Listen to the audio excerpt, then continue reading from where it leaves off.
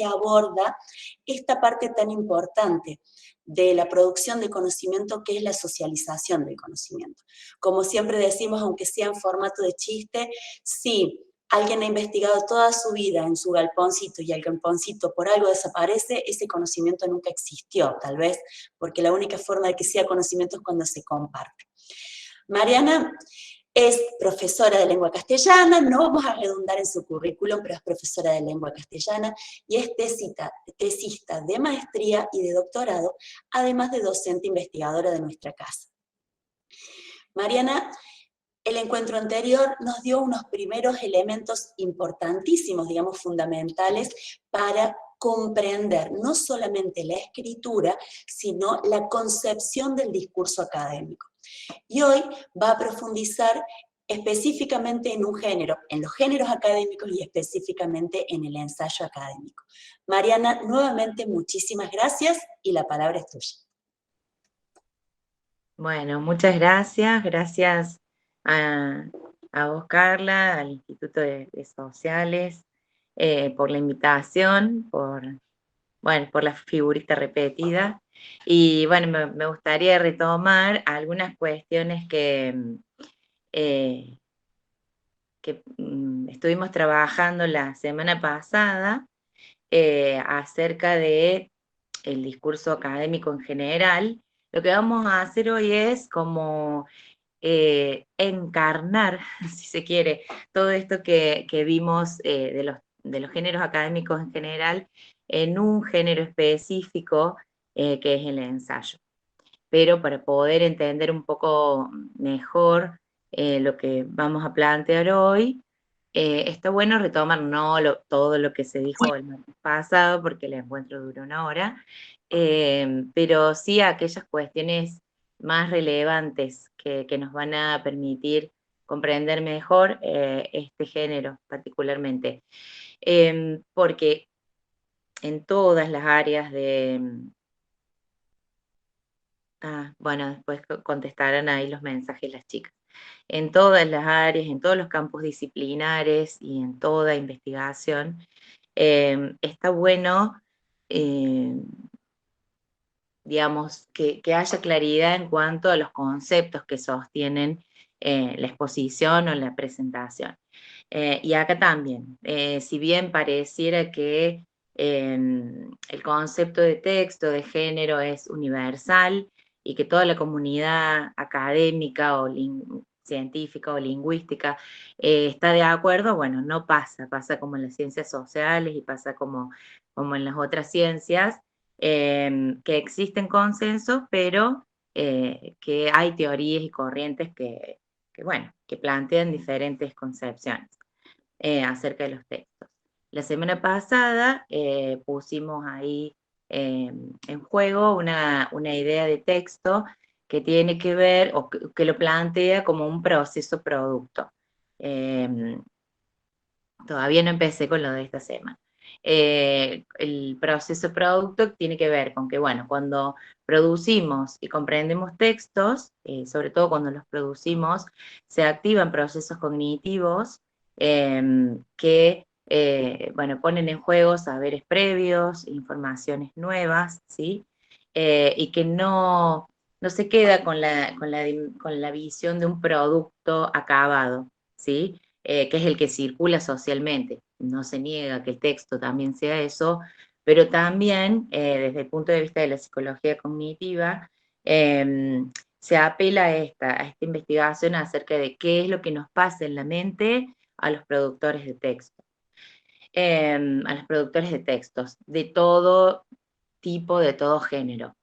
Y también habíamos abordado la complejidad o las problemáticas en torno a la escritura en el ámbito académico. Y habíamos dicho que, bueno, no estamos de acuerdo con esa teoría del déficit que supone que el estudiante no puede, el estudiante de nivel superior, que es el ámbito de circulación por antonomasia de los textos académicos, el estudiante no es el que tiene la culpa o la responsabilidad de no saber escribir y comprender géneros académicos, sino que esta cultura universitaria tiene exigencias que son diferentes a las que hemos recorrido en nuestras trayectorias escolares previas.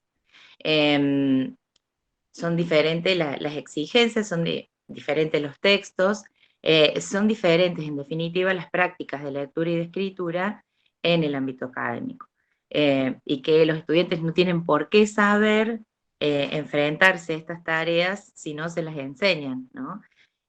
Porque las prácticas de lectura y escritura anteriores les sirvieron para aprobar los niveles anteriores, ¿sí? Bueno, y también vimos cuáles son las características que más se destacan en cuanto a los géneros académicos, y que hacen o que contribuyen a esa dificultad, ¿no?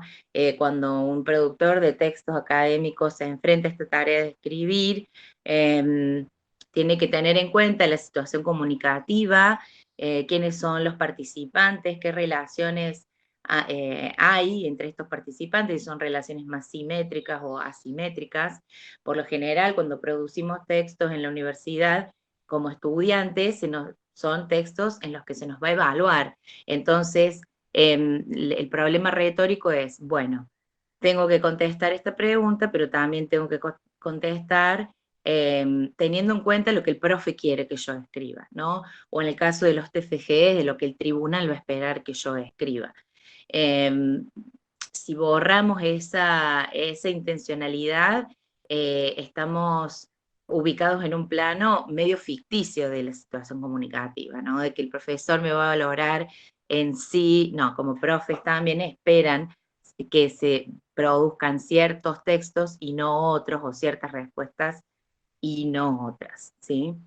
En todo momento está ahí la cuestión ideológica en los textos. Y también esto, ¿no? Que se apela a un registro más formal, pero hay intencionalidades comunicativas fuertes. Los textos, por ejemplo, las ponencias buscan en los congresos, supongamos que la situación comunicativa es un congreso, se busca legitimar un posicionamiento teórico o metodológico, ¿sí? Entonces, no podemos quitar o ser tan cándidos de creer que todo lo que se produce en sí por el conocimiento o por el conocimiento en sí, sino también porque hay una puja ideológica en todo, sea el campo disciplinar del que sea, ¿no? Entonces se van a buscar los argumentos que se consideren más válidos para legitimar una postura y oponerse o derribar las demás. Bueno, todo esto algo importante que me faltó de este breve resumen es que si bien está presente esta cuestión ideológica o estas intencionalidades que invaden el texto académico, se diferencia qué sé yo, si uno prende la tele y ve en uno de los canales de deportes cómo discuten los periodistas deportivos, van a ver que ahí como que se encarnizan bueno, y hay también una polémica, pero bueno, los textos académicos buscan modalizar, a diferencia de estos shows que vemos, buscan modalizar, es decir, se dice lo que se quiere decir, pero como que se maquilla, vamos a decirlo así. Eso es modalizar, es adecuar los modos a la situación comunicativa. En ese sentido, la descalificación ad personam, por ejemplo, a un teórico por la persona misma, no está bien vista en el ámbito académico, ¿sí?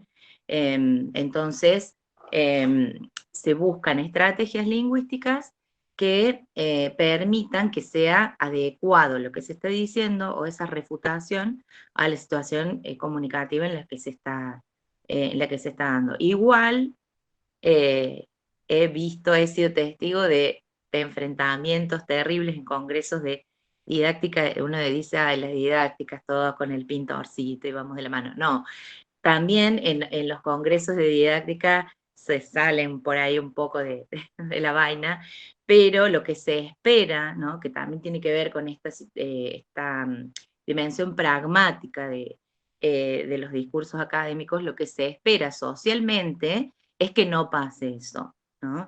Que no se ataque a la persona, sino que se discutan las ideas. Hay un ejemplo eh, bueno, por algo se dio en Suiza, pero es muy, yo me los imagino discutiendo con una taza de té al lado, un libro, una recopilación de Piatel y Palmarini sobre un debate de Piaget, de Jean Piaget, versus Noam Chomsky, ¿no? Y es genial, pero en ningún momento, o sea, en ningún momento se ataca a las personas, ¿no? Ay, no, no van a las piñas, ni nada. Pero los argumentos que usan, ¿no? Sobre todo la refutación, es muy, muy cuidada pero no por eso deja de ser fuerte, ¿no? Entonces, los discursos académicos tienen muy presente esta cuestión de la modalización, de ajustar los modos, de rebatir o de refutar para que sean adecuados a la situación comunicativa.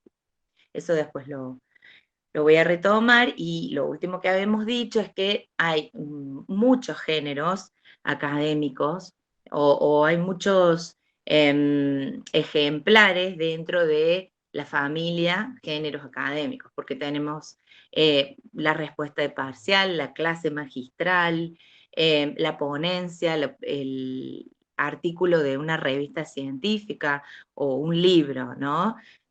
O un capítulo de un libro. Entonces, esos son algunos ejemplos, y hay un autor que se llama Jean-Michel Adam, que es francés, que dice, bueno, los tipos de textos son finitos, son reducidos, son esquemáticos, son siempre los mismos, son 5. Mientras que los géneros académicos, a diferencia de los tipos textuales, son infinitos y cambian con la historia. Yo siempre pongo el mismo ejemplo, pero me encanta. Cuando uno lee el diario de viaje de Colón, hoy, en 2021, lo lee como literatura, ¿no? Pero eso era más un texto administrativo, si se quiere, porque tenía que dar cuenta o dar cuentas a la corona de lo que pasaba en el viaje, ¿no? Y hoy eso corresponde a otro género, ¿sí? Entonces son productos históricos que cambian. Pensemos en el chat de WhatsApp, cuando salió era para un tipo de cosas. Hoy nos enteramos de un congreso por WhatsApp, o de una charla, o de una reunión de la escuela o de la universidad por este medio, o pagamos una factura de un servicio. Entonces, los géneros van cambiando con el tiempo, ¿sí? Y los géneros académicos también. No voy a tener tiempo de desarrollar esto, pero si uno pudiera analizar o contrastar lo que eran las ponencias hace 20 años atrás y lo que son hoy, además de por todos estos soportes digitales y estas ayudas tecnológicas que hay, pero en sí, la forma de escribir es diferente. Hoy hay ponencias en congresos redactadas desde las narrativas personales, desde las biografías, y son las más interesantes y las menos aburridas. Bueno, eso es mi punto de vista. Pero esto no sucedía hace años atrás, ¿no? Entonces, los géneros y las restricciones genéricas, es decir, lo que se puede y lo que no se puede hacer, así hablando en criollo, en estos géneros académicos va cambiando con el tiempo. Bueno, esto en cuanto, más o menos, a vuelo de pájaro, lo que habíamos presentado la semana pasada. Para esta semana, para este breve encuentro, vamos a tomar como ejemplo los ensayos académicos, ¿sí? Yo creo, esto es algo como así personal, pero me parece que todos los géneros académicos tienen en sí algo ensayístico, ¿sí? Vamos a ver qué vamos a entender por ensayo hoy, cómo lo vamos a plantear, pero el ensayo permite el abordaje de un tema o de un eje a partir de las concepciones personales del ensayista y de otras fuentes de las que se va a nutrir, ¿sí? De otras fuentes bibliográficas que van a abonar a este proceso de escritura. Ahora sí, si quieren pasar a la otra. Bueno, ¿por qué siempre pongo este primer cartel, esta primera diapositiva? Porque está bueno que ustedes sepan qué vamos a trabajar y también nos ayuda o nos orienta en los pasos que vamos a seguir en la exposición. Vamos a hablar del ensayo, de las conceptualizaciones, como les venía diciendo, tampoco hay una definición unívoca de qué es el ensayo, ¿sí? Como en toda construcción teórica, y cuáles son las características que tiene. ¿Qué papel juegan estas dimensiones lingüístico-textuales y discursivas para la elaboración de los ensayos? Y un punto que es muy importante para mí y para entender todos los géneros académicos, que la argumentación es inherente a los géneros académicos. Bueno, hay un autor que se llama Broncar, se me confunden los nombres de los franceses, pero el apellido es Broncar. Paul Broncar dice que todo texto es argumentativo, ¿sí? Que todo texto es argumentativo. Ciertamente los ensayos corresponden a los textos, a los tipos de textos argumentativos. Vamos a ver qué es una secuencia, no voy a desarrollar esa teoría, pero vamos a ver qué se entiende por secuencia argumentativa. ¿Cómo es? Puse regular porque más o menos los ensayos siguen esta estructura. Puede haber ensayos que no, ¿sí? Pero regularmente aparecen así. Y lo que más me gusta de todo, del mundo mundial, como dicen ahora los chicos, que tiene que ver con los procesos de escritura, como un problema, ¿no? ¿Cómo se puede abordar la escritura de ensayos? ¿Sí? Desde una concepción de la escritura como un proceso, ¿no? Como esto que decía, proceso-producto. Es obvio que el resultado de este proceso es un texto escrito. Bueno, ¿cómo se puede pensar el proceso en estas tres fases o etapas? Son la planificación, la puesta en texto y la revisión. Vamos a la otra diapositiva. Bueno, no hay una sola forma de entender el ensayo. Es más, digamos, el primero que acuñó el término fue Montaigne, así como la marca de las camperas, no sé cómo se dice en francés. Después, bueno, otro de los teóricos más relevantes de este tema es Adorno, Theodor Adorno.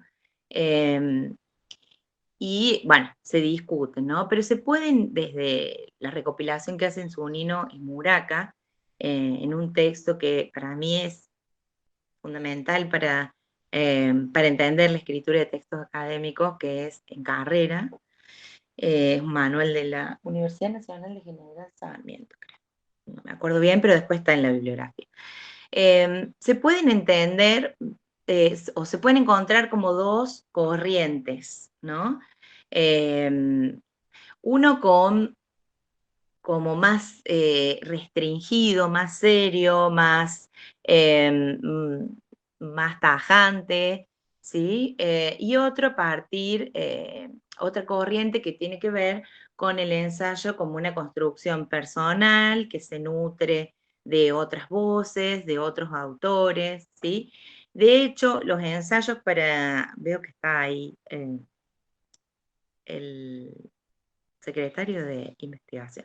En las ciencias físicas, biológicas y químicas, los ensayos tienen una estructura muy rígida, a la par de los ensayos que se producen en las ciencias humanas y sociales, ¿no? Como que hay como un formato más fuerte. Pero sí, en todas lo que sucede es que se propone una problemática, se analiza, se contrastan fuentes. Y bueno, si bien lo voy a retomar más adelante, pero esto es importante, porque esas fuentes no siempre tienen que obedecer a lo que yo pienso, ¿no? Sino que va a ser más estratégico mi ensayo o va a ser más eficaz si yo tomo bibliografía o producciones que están en contra de mi punto de vista y puedo llevar adelante una contraargumentación, ¿no? O bien descartar, ¿m? Pero que el destinatario de mi texto se dé cuenta que yo lo leí, no que soy tan ingenua de pensar que todo lo que se ha publicado me viene como anillo al dedo a mí, ¿no? Sino que hay otras corrientes que están contrapuestas a lo que yo sostengo en mi tema. Y hablo en general de mi tema pensando eh, yo en el caso de mi área de conocimiento, pero cada uno de ustedes en la propia, porque esto pasa así en todo, en cualquier área disciplinar. Eh, bueno, hay diversos tipos de ensayos, como les comentaba recién, según también el campo disciplinar, según la intención comunicativa. Hay ensayos literarios, ¿sí? Hay toda una discusión acerca de si los ensayos literarios son académicos o son literarios, ¿sí? O cuándo es académico y cuándo es literario. Si yo analizo una obra literaria, se considera ensayo académico o ensayo literario. Bueno, hay toda una cuestión y una discusión en torno a eso. En todo se pone en contraste, se ponen en contraste fuentes en función de ciertos ejes temáticos. Si yo voy a hablar, supongamos, no sé, de mi ensayo va a girar en torno a la violencia de género no sé, en alguna institución educativa de Villa María, bueno, voy a tener que contrastar diversas fuentes y hacer un recorte porque se ha producido mucho en los últimos años en cuanto a ese eje, pero voy a tener que contrastar diferentes fuentes, ¿no? Acerca de eso. Un ensayo pobre es un ensayo en el que solamente aparece una fuente referenciada, ¿sí? Aparte, dijimos la semana pasada que los textos siempre son polifónicos. En los textos siempre se ponen a hablar, vamos a decir así, distintos autores, distintas voces. Entonces, mientras más rico, mientras más voces incluya mi ensayo, más rico va a ser, ¿sí? Y también una alerta ahí, porque los ensayos no son sangochadas de citas, ¿sí? Eso también, ese es el otro riesgo. Por querer generar un texto polifónico, hago un collage, un pegoteo de citas textuales, que no responden, no se sabe si responden a lo que yo quiero plantear, si lo puse porque tiene que estar, o me encantó y lo puse y no tiene nada que ver con nada. Entonces, tampoco es eso. O sea, las citas que se eligen en los textos argumentativos tienen que estar estratégicamente escritas o estratégicamente puestas en el texto. Todo en función del objetivo que yo perciba, ¿sí? Entonces, siempre se busca el equilibrio, ¿sí? Ni que sea solamente lo que a mí me parece y lo que yo pueda producir por mí misma, ni una ristra, así como la de ajos, pero en vez de ajos, citas, citas, citas, citas, que no tienen, no se entiende a qué van. Bueno, lo de la dimensión argumentativa, ya lo dije y lo voy a profundizar después. El autor del ensayo tiene una visión del tema que aborda y una toma de postura. Otra vez, no son ingenuos, los ensayos no son, digamos, neutrales, esa es la palabra que quería decir, neutrales. ¿Por qué? Porque como emisor o como productor del texto, yo tengo una intención que quiero plasmar y voy a hablar referido a un tema o a un eje tomando postura, y mi postura tiene que quedar clara, ¿sí? Si no, no se cumple con la función comunicativa que me planteo. La postura que se toma a la hora de producir un ensayo tiene que quedar clara, ¿sí? Y ahí algo que yo agregué, eso es como más mío, pero me parece de mucha ayuda pensar en la escritura del ensayo partiendo de una pregunta, pero no no de una pregunta, de un interrogante. ¿Por qué un interrogante? Porque el interrogante puede tener múltiples respuestas. En cambio, la pregunta se espera que sea la correcta, la respuesta. Bueno, no, el interrogante es como más amplio. A mí, personalmente, me ha ayudado mucho poder escribir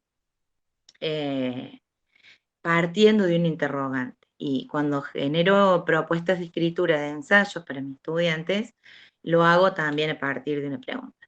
Porque hay estudiantes que tienen, como yo lo he sufrido, este pánico de la hoja en blanco, y uno no sabe por dónde agarrar. Y hay otros estudiantes que, bueno, pueden escribir sin que se les dé el interrogante, pues ya tienen la idea. A mí me parece de mucha ayuda a partir de todo ese tema o de todo ese gran eje, partir de un interrogante. Pasamos a la próxima.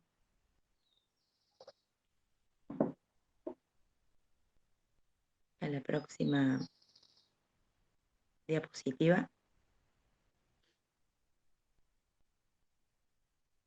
Se fue. Ahí va, Mari, un segundito que Gaby tuvo un problemita y la volvemos a compartir un segundito.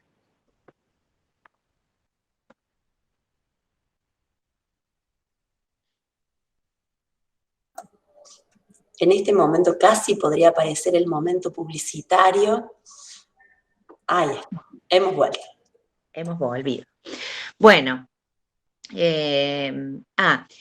esto que dice acá, bueno, pueden hacer uso o de la primera persona del plural para producir el texto o del impersonal. Yo recomiendo que se use la primera persona del plural.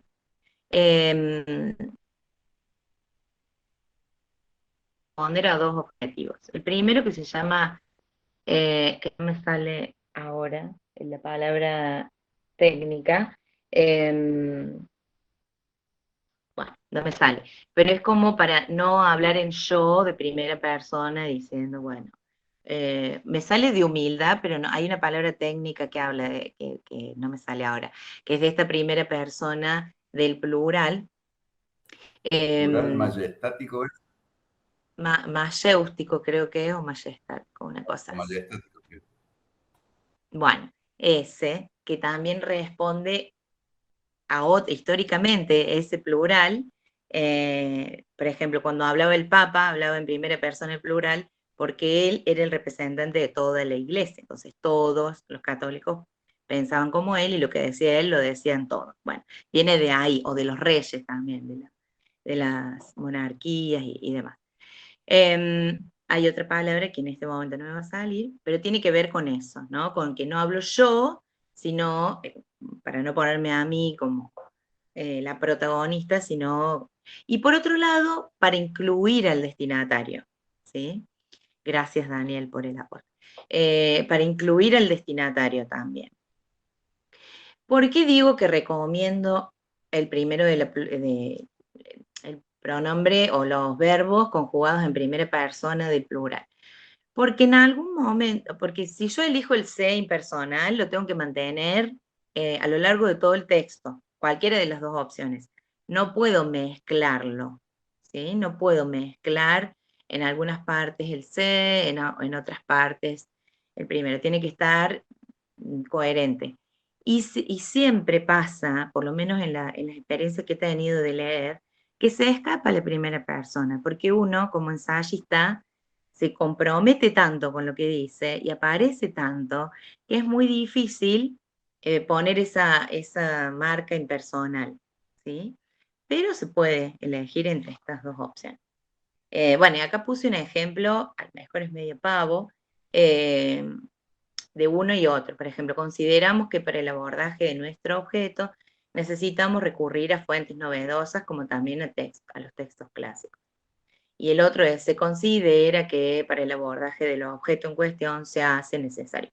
Como para que vean que en uno hay menos distancia que en el otro, ¿sí? Menos distancia con el enunciado que se está llevando adelante. El ensayista o enunciador tiene como objetivo convencer a su destinatario lector. En todos los casos, por eso Broncar dice que todos los textos son argumentativos. Pero va a valerse, y acá está lo de las secuencias argumentativas, va a valerse de estrategias lingüísticas, de una forma de organización especial del discurso para lograr convencer al destinatario, al receptor, ¿no? Al lector.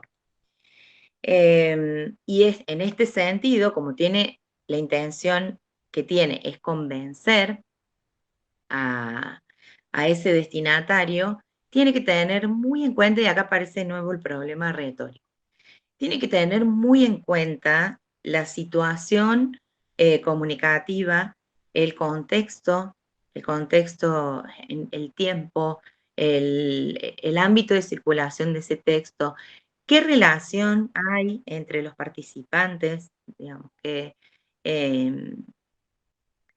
si hay simetría, si hay asimetría con ese destinatario, cuál va a ser el ámbito de circulación, y esas cuestiones que parecieran que son posteriores, en realidad son las que imponen ciertas restricciones, ¿sí? O que delimitan de alguna manera la producción de mi texto, ¿sí? No tengo que, o sea, y es así siempre, no tengo en cuenta solamente lo que quiero decir, ¿sí? Sino que todo lo demás, esta situación más pragmática, ¿sí? De dónde se va a publicar, quién lo va a leer, en qué momento, ¿sí? Y eso me va a ir permitiendo a mí determinar si es pertinente o no. O a lo mejor, si es pertinente poner o escribir una idea de cierta manera, o mejor elegir otras, o modalizar o no modalizar, ¿sí? Por ahí en el proceso de escritura en sí, ya vamos a ver las distintas etapas, pero por ahí en el proceso de escritura en sí uno como que no lo tiene muy en cuenta, pero es absolutamente relevante y hace a este proceso, ¿no? Digo yo, a lo mejor en el momento de revisión, como para que no se me vayan las ideas en la puesta en texto, las escribo, pero en el proceso de revisión voy a tener que tener en cuenta esto, para que mi texto sea eficaz, ¿sí? Para que pueda lograr estos objetivos. Pasamos a la otra, sí se puede. Bueno, la argumentación como secuencia prototípica del ensayo. Este término, como ya lo dije, las secuencias o los tipos textuales los publicó en un libro, Jean-Michel Adam, en un libro que se llama Los textos, tipos y prototipos, y él habla de 5 tipos de texto. Yo les decía hace un rato, los textos son finitos, los tipos de textos son finitos, mientras que los géneros discursivos son infinitos. Los 5 tipos de textos que existen, según este teórico, este lingüista, son la argumentación, la explicación, la descripción, la narración y el diálogo. Los tipos textuales vendrían a ser como los esqueletos, como las estructuras. Son producto de la teorización, ¿sí? Que en nuestra lengua podamos distinguir argumentación, explicación, diálogo, descripción, narración, es fruto de un constructo teórico, ¿sí? Esos esqueletos, esas estructuras, se rellenan, ¿sí? Y se materializan en géneros discursivos, que son el ensayo, la reseña, la respuesta parcial, la clase magistral. Digamos, son las encarnaciones de esos tipos textuales. Y a diferencia de los tipos textuales, los géneros discursivos, además de que son infinitos, son palpables, ¿sí? Porque son productos socioculturales, ¿sí?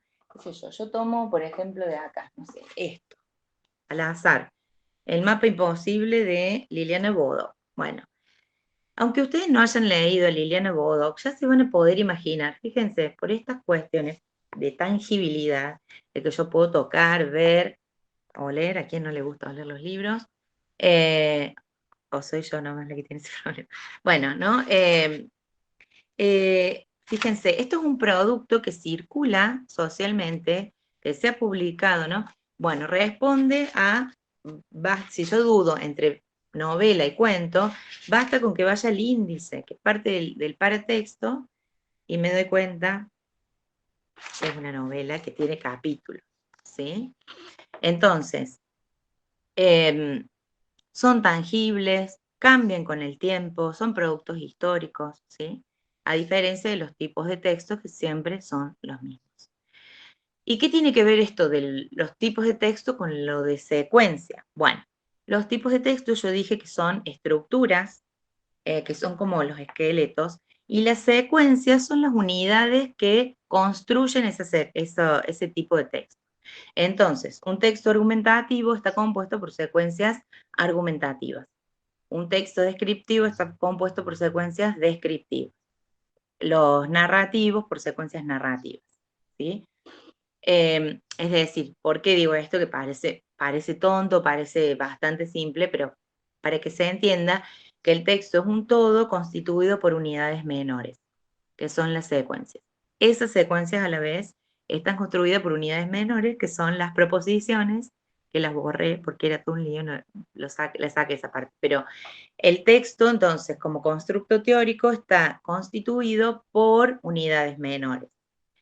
Y otra cosa interesante que dice Adam es que no hay textos puros. No hay textos puros. ¿Qué quiere decir esto? Que puede haber una secuencia predominante, como en este caso la argumentativa. Los ensayos tienen como secuencia predominante la secuencia argumentativa. Pero eso no quiere decir que no haya narración, que no haya explicación, que no haya descripción. En un texto, en un ensayo, pueden aparecer descripciones, narraciones, ¿sí? Explicaciones o diálogos, pero todas esas otras secuencias que pueden aparecer están subordinadas a la argumentación, ¿sí? Entonces, un ejemplo argumentativo puede ser una narración, ¿no? Una narración de algo que venga al caso. Y vos decís, bueno, ahí en narración, sí, pero es una narración que está subordinada a la argumentación. ¿Se entiende? O una explicación subordinada a la argumentación. Porque predominantemente, sí, no hay textos puros, pero sí hay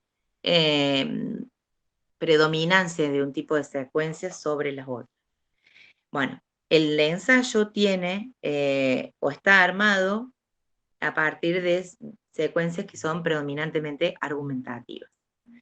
¿Por qué? Porque el objetivo va a ser proponer, a partir de un punto de vista, sostener esas ideas con argumentos, ¿no? Y arribar a una conclusión coherente de eso que se desarrolló. Bueno, entonces el enunciador, vamos a decir, el argumentador, toma postura frente a un tema y trata de persuadir al destinatario de su verdad, de que lo que dice este ensayista en su texto es así, y va a tratar de convencer a sus destinatarios de que es así.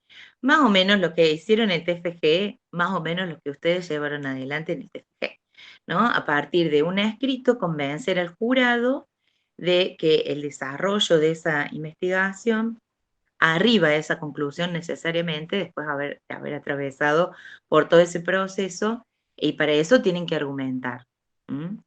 No vale decir porque sí, ¿no? O está re claro, es así. O se cae de maduro, no va eso, ¿no? Hay que argumentar, hay que pensar. Bueno, aparece la primera persona en los textos argumentativos generalmente.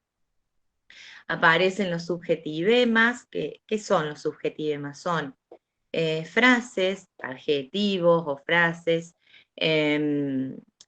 que ponen de manifiesto la posición, ¿por qué se llama subjetivema? Del sujeto enunciador, ¿sí? Son frases como subjetivas, y recuerden siempre que están modalizadas, entonces, que están acomodadas a la situación comunicativa. pero no dejan de expresar los argumentadores, por más que el ensayo sea un texto académico, no dejan de explicitar valoraciones y juicios, ¿sí? Acerca del tema. ¿Mm? Y acá lo que por ahí muchas veces se soslaya y es muy importante, es esto que yo también les comentaba de la dimensión polémica. Si podemos pasar, creo que lo desarrollé a eso en la próxima. Sí, ahí. Bueno, es lo que yo más o menos les dije al comienzo. Yo no puedo ser tan ingenua de estar produciendo un ensayo y que en mi texto solamente parezca todo lo que me viene bien a mí y con eso querer fundamentar y persuadir a mis lectores de que mi punto de vista es válido. Porque en cualquier área del conocimiento, pero estoy segura que es así siempre, hay teorías que se contraponen a lo que estoy diciendo. Aunque estén de acuerdo en un planteo general, por ejemplo, en el área más ascética que es la lingüística por ahí innatista, bueno, el representante es Chomsky, ¿no? Uno dice innatismo y piensa en Chomsky, que ustedes lo verán desde su posicionamiento social contraimperialista, pero bueno, él empezó siendo lingüista y qué bueno, empezó así, porque creó propuso la teoría de generativismo de la gramática universal. No les voy a desarrollar eso, pero por ejemplo, Chomsky sostiene que el lenguaje no fue producto de la evolución. Y uno de los divulgadores de Chomsky, uno de los autores o de los investigadores más importantes en este momento del MIT, del Instituto de Tecnología de Massachusetts, o sea, explicó, divulgó la obra de Chomsky, y en ese punto no está de acuerdo. Es Steven Pinker, se llama. No está de acuerdo. Él sostiene que sí, el lenguaje fue producto de la evolución de las especies al estilo Darwin, ¿no? Entonces, desde una misma corriente, desde una misma forma de pensamiento, frente a un punto hay diversas posturas y se discute, ¿sí? Entonces siempre van a poder encontrar con quién polemizar. Y ni que hablar si son autores o son ejes que están ahora en la actualidad en boca de todo el mundo, o que son temas de debate en la academia. Entonces es muy importante incluir esas otras voces con las que yo no concuerdo y discutir con esas voces. La parte polémica es un contradiscurso, o sea, yo tomo el discurso de otro y lo critico, ¿no? Y lo rebato. Por eso dice, contiene ambas voces, la refutativa y la refutada. El lector puede reconstruir dos líneas argumentativas, la que está enfrentada, si yo soy el ensayista, la que está enfrentada a mi punto de vista y la mía propia. Y a mí me van a respaldar un montón de autores, no voy solita a la guerra, ¿no? Sino que me están respaldando un montón de autores que yo ya he leído, masticado, he estudiado, que son parte de la mesita de luz, de la biblioteca y de todo, hasta el mueble del baño. Para poder enfrentar a los autores que se contraponen, ¿no? Y esto es típico del secundario. ¿Cuáles son las técnicas o las estrategias argumentativas? Bueno, la metáfora, el ejemplo argumentativo, o sea, todo lo que yo voy a incluir en mi texto va a ser para poder argumentar, para poder sostener mi punto de vista, sea cita de autoridad, ¿no? En otro tipo de texto, la cita de autoridad no se manipula tanto, sino que sirve para respaldar lo que yo dije, por ejemplo, en una clase magistral, ¿no? En un ensayo tiene como otra licencia, ¿no? Se puede manipular un poco más. Las explicaciones causales, las definiciones, todas estas inclusiones o estas estrategias tienen como objetivo fundamentar y argumentar mi punto de vista. Todas estas estrategias que yo vaya a incluir en mi texto tienen que perseguir esta finalidad de convencer, de persuadir, de que mi punto de vista como enunciador es válido, es legítimo. Pasamos a la próxima. Bueno, ¿cuál sería la estructura o qué pasa en la argumentación? ¿Qué pasa en un ensayo, ¿no? Cuando tengo en cuenta esta dimensión argumentativa? Bueno, primero hay un punto de partida que tiene que ver con la explicitación del tema o del eje que se va a desarrollar, ¿sí? Después, yo manifiesto, explicito mi toma de postura frente a ese tema. Esa sería la tesis, ¿no? La idea que voy y mi punto de vista que voy a desarrollar. Después viene la argumentación propiamente dicha, que ahí justifico, fundamento y, digamos, uso todas las estrategias posibles, ¿sí? Ahí descargo la artillería argumentativa. Uso todo lo que tenga a mano para justificar, para fundamentar y para convencer de que mi punto de vista es acertado, es válido, ¿no? Fíjense que yo no digo es el verdadero, ¿no? En el ensayo no se busca imponer una verdad, sino convencer de que lo que estoy diciendo respecto a este tema es válido. Y ahí, bueno, como decía, se descarga la artillería argumentativa, todas las estrategias que me sirvan para lograr ese objetivo. Después viene la dimensión polémica, que es esto que les explicaba recién, de incluir voces de otros autores con los que no concuerdo, para refutarlos, para criticarlos y para decir por qué yo no estoy de acuerdo con esto. O sea, sé que esta teoría existe, sé que está legitimada, sé que es, y lo mejor que hay es empezar diciendo lo positivo que tiene una teoría, ¿no?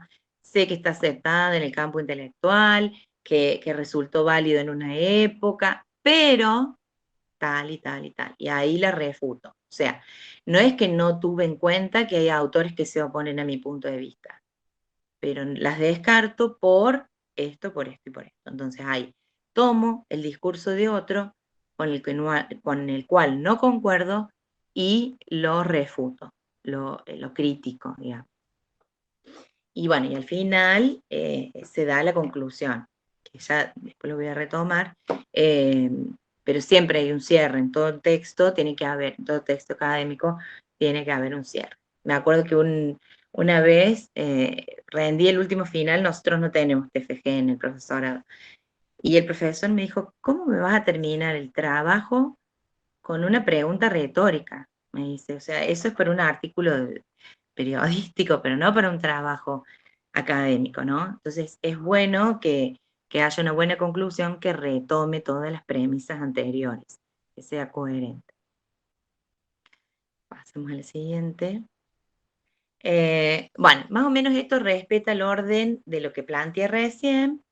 Al principio en un ensayo se presenta la idea general y del tema general que voy a tratar y específicamente de aquel aspecto que voy a desarrollar en mi texto. Después, bueno, como yo les decía, al principio me parece bastante positivo incluir interrogantes para que abran como disparadores para la producción del ensayo. Entonces, el ensayista intenta, por medio de su texto, responder esos interrogantes, o ese interrogante, puede ser uno solo. También va a generar hipótesis a partir de lo que ha leído y de su propia postura, que para formar la postura respecto de algún tema y desarrollar un texto académico, de nuevo lo mismo que la semana pasada, hay que leer. Sin leer no se puede escribir, ¿sí? Sin leer no hay generación espontánea. No viene el del repollo, lástima, pero es así, si no, tendría el balcón sembrado. Hay que leer, ¿no? De ahí vienen las ideas, de ahí surgen. Y a partir de lo que he leído voy generando estas hipótesis, posibles respuestas de estos interrogantes. Tiene que haber mención, lo que decía recién, tiene que haber mención de teorías, de autores que orientan esa argumentación, ¿sí? Tiene que quedar en claros los objetivos que persigue ese ensayo. Bueno, todo esto yo ya más o menos lo desarrollé, y es importante que esté presente a ver, la estructura que va a seguir el ensayo. Como les decía al principio, cuando uno tiene esa orientación, no se va, o sea, no se descarrila, sino que sigue el planteo inicial. Entonces es importante que se detalle, esto de estructura del ensayo tiene que ver cuando el ensayo es muy extenso, ¿no? Que tiene que estar enunciado cómo sigue o cómo se estructura. Pasamos a la otra diapositiva.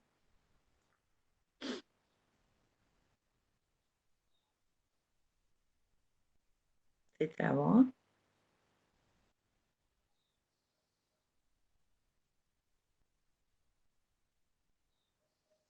Ahí está. Bueno, eso me olvidé de decir, la placa anterior es de la introducción. Y otra cosa que me olvidé de decir y que es muy importante, creo que Carla va a estar de acuerdo. La introducción es lo último que se escribe. La introducción es lo último que se escribe. ¿Por qué? Siempre pecamos de empezar a escribir la introducción. Puede servirnos como un borrador, pero después, digamos, en la introducción yo tengo que poner qué desarrollé, ¿no? ¿Cuál fue el planteo que desarrollé? Pasa generalmente que se escribe primero la introducción y después no se retoma nada. Parecen dos textos diferentes. No se retoma nada en el desarrollo que se ha planteado en la introducción. Por eso se sugiere, y se ve, pero claramente cuando pasa esto, ¿no? Cuando una introducción fue escrita primero, antes del desarrollo, y cuando una introducción se escribió después. Y me acuerdo de mí misma, ¿no? Haciendo las dos cosas. Y lo fácil que es escribir la introducción después de terminar el ensayo, no se los puedo explicar. Se va sola, ¿no? Como en un riel, así, con aceite, no como la puerta mía. Va sola, es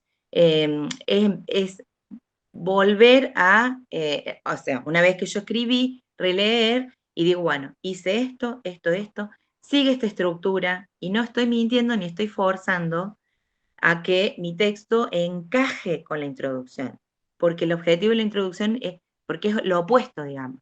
La introducción, ¿por qué no haberlo sabido antes? Sí. Lo dijimos en algún momento, lo dijimos. ¿Por qué escribir de la nada la introducción? Si no está escrito, si no sabemos qué va a pasar, ¿no? En cambio, cuando ya tenemos el desarrollo y lo demás, podemos dar cuenta de eso, ¿sí? Además, no es que esté mal pero tomen la introducción, lo que primero escriban, como un borrador, porque si no van a forzar el desarrollo a que se ajuste a eso y bueno, generalmente no se ajusta. Y además, otra ventaja de escribirle después es que van a estar diciendo la verdad. Es tan lindo decir la verdad. Van a estar diciendo van a estar diciendo lo que hicieron nada más. Por eso es tan fácil. Bien. Acá, bueno, tradicionalmente se ha denominado parágrafos a las partes de los ensayos. A mí me suena como muy a viejo eso. Pero son los apartados, ¿no? Por ahí aparecen subtítulos o los ejes que se van a tomar. Y ahí se enuncian las posturas, se establecen las relaciones entre los conceptos, las posturas, lo que ha desarrollado un autor o varios autores respecto de ese eje. Ahí aparecen como les decía recién, las estrategias argumentativas, las citas de autoridad, las ejemplificaciones, las definiciones, etc. Y vamos con la conclusión.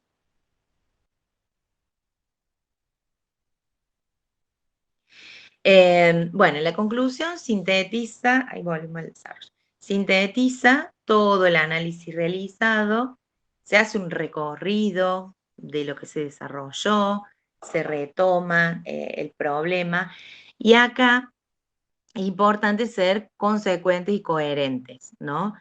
¿Por qué se retoma el planteo de la conclusión? Porque de esa manera se puede decir, bueno, por todo esto arribamos a la siguiente conclusión. ¿no? Después de haber dicho esto, como vimos acá, esta es la conclusión, ¿no? Y ahí también me va a permitir ver si hay una coherencia entre lo que planteé al inicio y lo que planteé al final, ¿no? En la conclusión. La conclusión necesariamente tiene que retomar, ¿sí? Lo que se planteó, no puede ir la conclusión para decir una cosa habiendo partido de otra, ¿no? Y generalmente también eso en los TFGs aparece, se plantean propuestas para futuros trabajos o para posibles trabajos más adelante. Bueno, y ahora, esa es la estructura que generalmente tienen los ensayos. Y ahora sí, vamos a pasar a las 3 fases de la escritura, que me parece súper productivo a la hora de pensar en un ensayo y en cualquier género académico. Como les decía, hay muchas teorías, pero bueno, la psicología cognitiva propuso que hay 3 fases de la escritura que son recurrentes, es decir, no son lineales, sino que son recurrentes, que se puede ir y venir, digamos, de una a la otra, ajustar y volver, que son la planificación, que es la generación de ideas, por eso les decía, les puede surgir o pueden usar la introducción, esa primera, como planificación, como borrador. En la planificación está bueno que se dé el torbellino de ideas, que aparezcan todas las ideas y que las puedan plasmar en un borrador como vengan, ¿no? Esto tiene que, hay veces que yo pongo, esto escribo, esto tiene que estar, o sea, plasmar ideas, marcar bibliografía, digamos, ese momento es un momento importante porque se va a ir perfilando la producción del ensayo. Puede aparecer el borrador de una estructura que van a seguir, de lo que sí o sí tiene que estar, de lo que puede no estar, ¿no? Como para anotárselo y guiarse. La planificación es muy importante, el momento de planificación es muy importante porque es el semillero de las ideas que van a seguir. Pasamos a la siguiente. Ya sé que estoy pasada en el tiempo, pero me falta muy poquito. Ay, se me volvió para atrás. Ahí está. La parte de la puesta en texto o redacción es justamente eso, ¿no? La escritura propiamente dicha. Cuando uno se sienta a escribir, ese escritorio está bastante ordenadito al lado del mío, pero ahí aparecen los materiales, voy siguiendo, me voy orientando con lo que escribí en la planificación. Ahí yo vuelco las ideas a la pantalla o al papel, ¿sí? Y redacto, le doy forma de texto. Eso que estaba medio desprolijo, que eran, bueno, ideas, bueno, ahora empiezan a cobrar forma de texto propiamente dicho, ¿no? Aparecen los problemas de, bueno, cómo eso tan abstracto que es una idea pasa a ser una oración o un párrafo, entonces hay que buscar las expresiones adecuadas, hay que buscar que haya concordancia, que haya coherencia, que haya cohesión. Eso pasa en la puesta en texto. Y en la siguiente, en la revisión, que muchas veces uno termina de escribir y manda el texto, gran error, ¿no? Ojalá pudiéramos después de escribir hacer un balance de qué cosas se entienden, qué cosas no se entienden, si he cumplido con el objetivo comunicativo que me propuse, si he desarrollado lo que dije que iba a desarrollar, si está adecuado a la situación comunicativa, si eso puede circular socialmente, si está clara la idea, si soy coherente, si hay errores de gerundios, otra vez. No, si hay errores de sintaxis, si hay errores de puntuación. Está buenísima esta etapa cuando nos lee otro. Cuando nos lee un par, así no sea del área específica mía, que pueda decir, no se entiende lo que dijiste, o esta parte, sí que haga una devolución, o con pares mucho mejor, ¿sí? Ahí los pares son más sanguinarios, entonces está bueno, porque te ven hasta la coma, y está genial eso, ¿no? Así que bueno, la revisión es por ahí la que más de lado se deja, la pobre, pero es absolutamente importante. Es más, a partir de una buena revisión se puede ajustar la planificación también, y no solamente la redacción. Bueno, pasamos a la siguiente, Bueno, acá hay tips, si quieren después yo les paso también este Power, que es un PDF, porque son ideas o sugerencias para que ustedes puedan elaborar o producir un ensayo, ¿no? Como muy guiado, como parecer una consigna de escritura, que es lo que más me gusta hacer, pero es esto, ¿no? De observar ensayos, de escribir ensayos, de corregir ensayos. Lo primero que tenemos que plantear es la lectura, ¿no? Lectura de material bibliográfico, conversar con los materiales bibliográficos, rayarlos, ahora en PDF también se pueden escribir, hacer notas, hacer preguntas, pelear, discutir con la bibliografía, no pasar la vista, no escanear con los ojos, sino discutir, comprender, desenmarañar, desentrañar lo que nos dicen los autores. Y también discutir con nosotros mismos si es pertinente ese material o no, ¿no? Porque uno dice, se encariña por ahí con los textos y los quiere poner, y por ahí no da, ¿no? También tener esa cuota de objetividad y de desapego, ¿no? De los textos. Bueno, pasamos a la siguiente, voy a ir un poco más rápido ahora. Bueno, esto ya más o menos lo dije, pero establecer qué ejes van a aparecer, cómo, y esto también es un poco complejo. Yo no tengo que volver a decir lo que ya dijeron los autores. Tengo que relacionar a partir de mi punto de vista, relacionar lo que quiero decir con lo que han planteado otros autores. No se trata de decir el conocimiento, sino de transformar el conocimiento, ¿sí? Cuando yo puedo comprender y puedo relacionar autores que otro no pensó relacionar de esa manera, estoy produciendo conocimiento.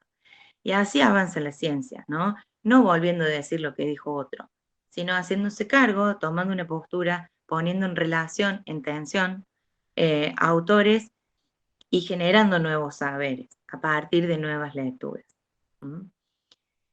Porque producir o generar conocimiento no tiene que ver, a ver, la pólvora ya se inventó, y el lavarropas también, o sea, no tiene que ver con inventar, sino con pensar desde otra manera, con poner en tensión, con poner en relación de otra manera cuestiones que se dijeron y que nadie las pensó así. En eso tiene que ver el avance del conocimiento. Lo pienso también para los que estudiamos posgrado, que nos matamos pensando en un tema original para el doctorado, y a lo mejor un tema original es entrecruzar dos autores con una problemática que nadie había entrecruzado antes, ¿no? Bueno, evaluar el grado, bueno, esto también tiene que ver con la dimensión retórica o pragmática de quién va a leerlo, qué relación tengo con esa persona o con esos lectores, qué citas voy a incluir, bueno, un poco esto ya lo comenté. Y las convenciones para citar. Bueno, ustedes saben que las normas APA son una forma de citas, pero hay otras, entonces cada institución tiene su forma de plantear las citas, ¿sí? Bueno, hay que tener en cuenta eso, ser consecuente a lo largo de todo el texto de qué manera va a citar. Bueno, seguimos, ya terminamos, pues ya se me fue la hora, pero ya ahora... bueno, de todo esto que yo les digo, yo lo voy a hacer circular, lo importante es que se tome una voz en el discurso, que se asuma una voz discursiva. Yo sostengo esto, ¿no? Y que mi voz no se desdibuje con las voces de los autores que cito. Los autores que cito van a contribuir a lo que yo quiero decir como enunciado. Bueno, y esto, que la conclusión sea pertinente, que sea coherente, que no contraste con lo que propusieron, ¿no? Mi punto de partida es este y la conclusión se opone. Bueno, ese texto no es eficaz. Pasamos a la otra. Bueno, leer la revisión, que decía que es lo que menos le da importancia, pero es absolutamente relevante. Leer varias veces el texto final, prestar atención a la ortografía, a la puntuación, si el texto se desarrolla coherentemente, si se respeta el género, en este caso ensayo, si está organizado argumentativamente, y las cuestiones formales, el tamaño de letra, eso generalmente lo piden las instituciones que publican, ¿no? Y la última, creo que es la última, la que sí. Para concluir. El ensayo, esto sí lo armé yo, bueno, todo lo armé yo, pero estas son como palabras mías. Es un gran desafío para el que se lo proponga, ¿no? ¿Por qué? Porque necesita activar procesos lingüísticos, cognitivos, discursivos específicos y complejos, ¿no? Se enfrenta, una cosa es tener la idea, tenerla clara, saber qué uno quiere decir, y otra, ponerla en texto. Elegir, seleccionar y escribir las palabras y las frases pertinentes, que se entienda, que sea un texto eficaz, que cumpla con los objetivos. También es complicado, es complejo y es un desafío porque es un discurso del razonamiento, ¿no? Frente al diálogo, que es espontáneo, ¿no? El discurso argumentativo y el ensayo implica procesos cognitivos complejos, ¿no? Bien específicos, no solamente de la especie humana, sino de los seres humanos letrados, ¿no? Necesitamos tener destrezas lingüísticas para poder producir ensayos y que tienen que ver con destrezas también cognitivas. También es un desafío en cuanto a su dimensión apelativa, de persuasión, de esto de querer convencer al otro, y pone en relación fuentes bibliográficas, saberes previos, teorías, y que me contribuyen y con las cuales comparto, y las teorías divergentes que voy a tratar de refutar.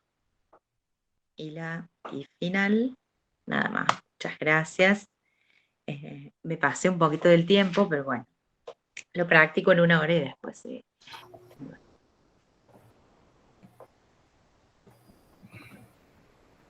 Bueno, el que quiera hacer preguntas, que prenda su micrófono y se anime.